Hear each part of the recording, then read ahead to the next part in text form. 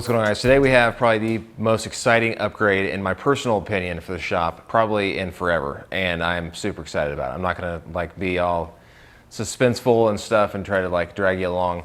As you can see back there by the post, it is a 4-post lift, and we're I'd say halfway through assembling it. I wanted to kind of do the video from the very start, but then I kind of forgot. I was just too excited to get it together. So we're halfway through and we're gonna kind of set up a time lapse. But first I wanna kind of take you around, show you what we got going on and kind of where we're at, and then we'll go from there. All right, so 2 posts versus 4 posts and why I went with a 4 post. That's been the biggest question, and that was also my biggest question. I wanted to hear the pros and cons, so I reached out to a bunch of friends of mine and asked them hey, have you used a 2 and a 4 post lift? What's the pros and cons? And I just kind of weighed them out. And for what I'm doing in here and just the limited space that I have, it just makes more sense to have a 4 post. And I know that doesn't sound right because a 2 post is much smaller, but a 4 post actually has caster wheels, depending on what model you get, obviously. But the fact that we can move this around and not have to unbolt it from the floor every single time is a huge win for me. So also another thing is that I've been doing a lot of body work, if you can't tell. So whenever I pull a car up here on the 4 post, I'm not gonna have a post right in the middle of my door, or wherever the post ends up being set up. I'm not gonna have any kind of obstructions as far as the body goes. The whole body is gonna be exposed. I can lift the car up and work on rocker panels and all that kind of stuff. There's not gonna be arms underneath there in my way. So I thought a 4-post lift would be the most ideal. And then the fact that it has a tray that slides front to back, and then you can set a jack down inside of that and lift it up in certain areas if you need it. Another huge thing that played into it was the storage, the ability to just lift this thing up and park another car underneath it. That alone was a huge selling point for me. All right, guys, so here's where we're at. We have one main runner in there, and we have both of the cross beams put in. Underneath this runner here, the whole hydraulic assembly and everything is actually under there, and as you can see by this little fitting right here, everything's already installed. Cables are already run where they need to go down here. All of our safety catches, or our safety ladders, whatever you want to call them, they're already installed, and it is latching properly like it should be. So if you're going to do this by yourself, I would highly recommend getting an engine hoist and using that to your advantage. What we did was we installed one side first by lifting up on this side with the engine hoist, getting it bolted in on this side, going in over on this side, and then just raising it up the rest of the way. And as you can see down here, we got this side bolted in, and then we have the other runner that's gonna go across here to complete this thing. So down here we have these caster wheels, and these will go on each post. These are actually pretty good sized casters. I mean, I don't know if you can tell on camera, but the caster wheel is pretty large.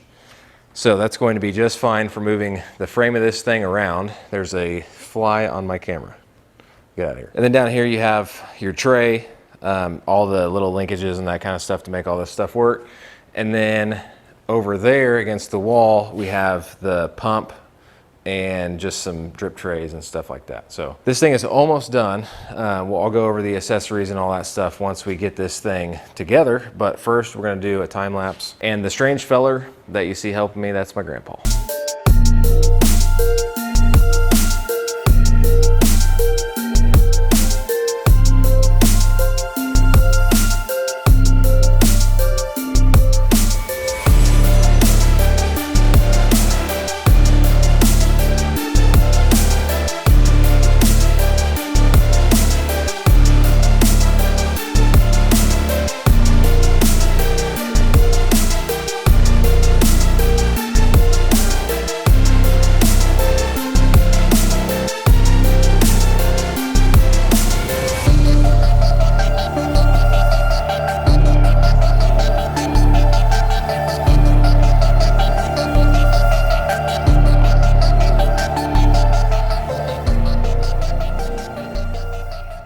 All right, guys, so the lift turned out great. I've had my own projects on here first because I wanted to make sure that it wasn't gonna collapse or anything.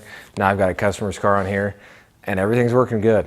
Vehicles go up and down really smoothly. You can hear the safety latches locking into the ladders on the side, so.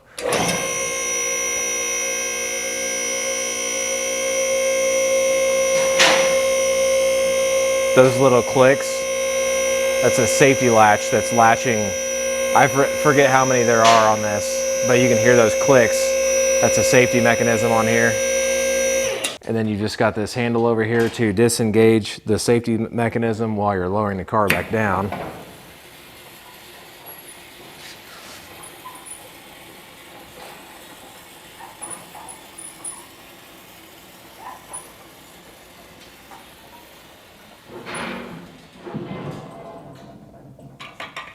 Works perfect. All right, guys, so I've got some work to do on some customer cars. I really appreciate you guys just watching this video, supporting the channel, and making things like this possible. This lift is gonna bring me so much enjoyment and just a lot of relief as far as like back pain goes and stuff from working on these cars all the time. But this was like my dream when it comes to, you know, installing something in the shop and something that I'm gonna use for hopefully many years to come. And finally I've done it. So super happy, and I can't wait to start working on these customers' cars. I've got many more exciting updates coming on the pickup. That's going to be the thing I'm going to try to knock out before anything. And once that's done, we're going to make some room for some other stuff in here. So stay tuned, and I will see you guys in the next video.